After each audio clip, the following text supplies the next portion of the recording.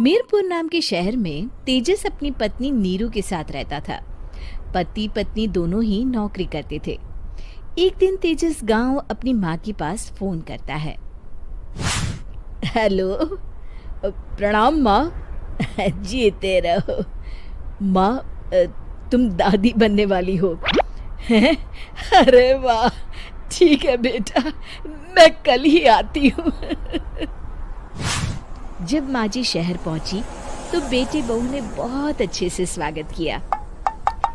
लीजिए माँ जी, चाय। अरे गर्मा गर्म पकोड़े ले आओ माँ के लिए। नीरू रसोई में गई और 2 मिनट में ही पकोड़े ले आई। जी ये लीजिए। बहू, जादू से बनाए हैं क्या? अभी तो रसोई में गई थी। यम्मी। माँ जी, शीला रसोई में पकोड़े तल रही है, मैं बस लेकर आई। हे भगवान, मेरा धर्म भ्रष्ट कर दिया तूने। अब तो गंगा जल से शुद्धिकरण करना होगा। दूसरे दिन, माँ जी मैंने नाश्ता बना दिया है, ऑफिस जा रही हूँ। पर अभी तो घर का सारा काम पड़ा है। शीला आती ही होगी, झाड़ू पोछा बर्तन कपड़े वो सब कर लेगी। हमारे जमाने में घर का सारा काम हम ही करते थे। जी माँ जी, आप बहुत होशियार हैं, मैं घर ऑफिस दोनों नहीं संभाल पाती। तो जरूरत क्या है घर से बाहर जाकर चाकरी करने की? वैसे भी घर का काम खुद करने से घर में बरकत आती है, समझी? पर माँ जी। पर वर कुछ नहीं, इस महीने की पगार मिले फिर ऑफिस बंद। हाँ। रात को नीरू तेजस से कहती है, सुनिए जी, माँ जी बोल रही थी कि मैं नौकरी छोड़ दूं। वैसे ठीक ही तो है, अभी तुम्हें आराम की जरूरत है। फिर भी आराम कहाँ, शीला को छुड़ाने के लिए बोल रही थी। तो अब 24 घंटे में इतना काम तो कर ही सकती हो। पर जॉब पसंद है मुझे, घर पर मन नहीं लगेगा। अगले दिन जब दोनों ऑफिस के लिए निकल रहे थे, मेरी तो कोई कीमत ही नहीं है इस घर में।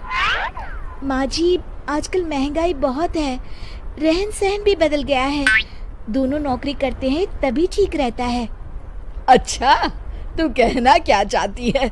मेरा बेटा तुझे बिठा के खिला नहीं सकता? तू ही इस घर का खर्च चला रही है, हैं?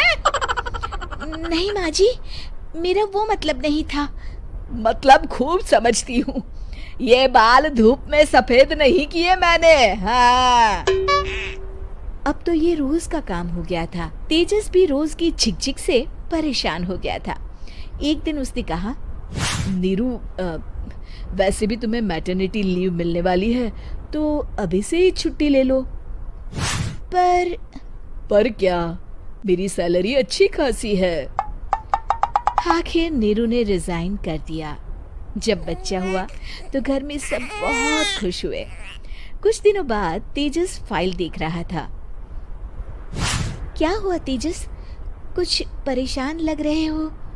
हाँ, वो हमारी जितनी सेविंग्स थी वो तो हॉस्पिटल में और छठी के फंक्शन में खत्म हो गई है नीरू।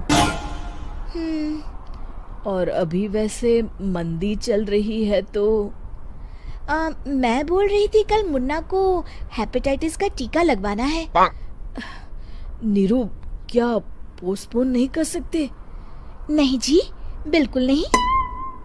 अब तेजस को समझ में आ रहा था कि उससे गलती हुई है। पैसों की कमी का असर घर के माहौल पर भी पड़ रहा था। अगले दिन, बेटा मेरा चश्मा और ये दवाइयाँ ले आना, पर्चा देते हुए माँ जी ने कहा। जी। तेजस, मुन्ना के लिए दूध का डिब्बा और डायपर भी ले आना, और ये किराने के सामान की लिस्ट है, इसे भी लाना है। तेजस गुस्से में लिस्ट मरोड़कर फेंकता है और चिल्लाता है, पैसे क्या पेड़ पर उगते हैं? ये ले आना, वो ले आना। अरे पर ये जरूरत का सामान ही है। वो गुस्से में बिना कुछ कहे ऑफिस चला गया। अरे लंच तो ले जाइए। नीरू दौड़कर डिब्बा पकड़ाती है। एक दिन खाना खाने के बाद, नीरू, अब तो मुन्ना कुछ बड़ा हो गया, तो अब तुम वापस ज्वाइन कर लो ना जॉब। पर इस रिसेशन में जॉब मिलना बहुत मुश्किल है। ट्राई तो करो। फिर मुन्ना, माँ जी है ना, और एक फुल टाइम मेड भी लगा लेंगे। पर माँ जी, उन्हें तो पसंद नहीं। तभी माँ जी वहाँ आ जाती है और प्यार से नीरू के सर पर हाथ फेरते हुए बोलती है, अब मेरी समझ में आ गया बहू, पहले के और अब के समय में अंतर है। तुम काम शुरू करो, मुन्ना की जिम्मेदारी मेरी। मेरी प्यारी माँ जी। ये कहकर नीरू उनके गले लग गई। शिक्षा, परिवर्तन संसार का नियम है, हमें भी समय के साथ चलना चाहिए। उम्मीद है कि आपको हमारी ये कहानी पसंद आई होगी।